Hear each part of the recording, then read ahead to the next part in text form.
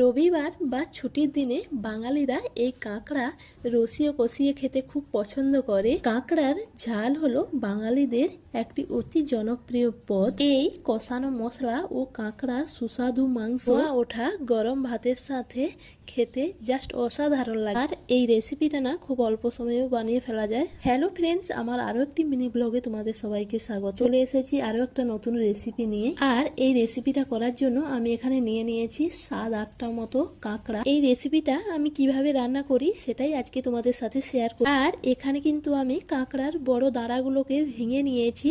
আর কাঁকড়া যেহেতু জলে থাকে তাই কাঁকড়ার গায়ে কিন্তু খুব শ্যাওলা টাইপের থাকে, ওগুলো খুব ভালোভাবে ঘষে পরিষ্কার করে নিতে হবে। কাঁকড়াটাকে এইভাবে ছাড়িয়ে এর ভেতরের ফুলগুলো না ভালো করে পরিষ্কার করে দিতে হবে। এই কাঁকড়াগুলোর মধ্যে না খুব একটা বেশি ঘি নেই, ঘি থাকলে কাঁকড়াগুলো খেতে আরো বেশি ভালো হয়। আর কাঁকড়ার সাথে বাজার থেকে মাছও নিয়ে এসেছিল। দেখো মাছটা আমি এখন ভেজে নিচ্ছি।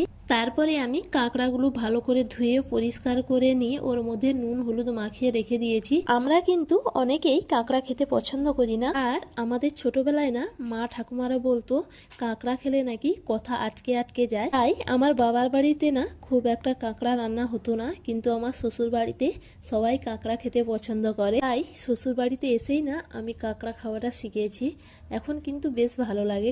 আর তোমাদের কাদের কাদের বাড়িতে এইভাবে কাঁকড়া খেতে বারণ করে আমাকে একটু কমেন্টে জানিও তো। আর দেখো প্রথমে আমি কাঁকড়াগুলোকে ভালো করে ভেজে নিয়েছি, তারপরে এই বড় দাঁড়াগুলোকে দিয়ে ভালো করে লাল লাল করে ভেজে নিয়েছি। এরপর কড়াইতে তেল গরম করে নিয়ে ওর মধ্যে শুকনো লঙ্কা, তেজপাতা, জিরে, এলাচ আর দারচিনি দিয়ে ভালো করে কষিয়ে ওর মধ্যে পেঁয়াজ দিয়ে নিয়েছি। এরপর আমি পেঁয়াজটাকে ভালো করে লাল লাল করে ভেজে নিয়ে ওর মধ্যে রসুন বাটা, আদা বাটা, হলুদ গুঁড়ো, লঙ্কা দিয়ে আমি মশলাটাকে খুব ভালোভাবে কষিয়ে নিয়ে ওর মধ্যে আবার টমেটো আর নুন দিয়ে আবারও মশলাটাকে অনেকক্ষণ ধরে কষিয়ে নিয়েছি।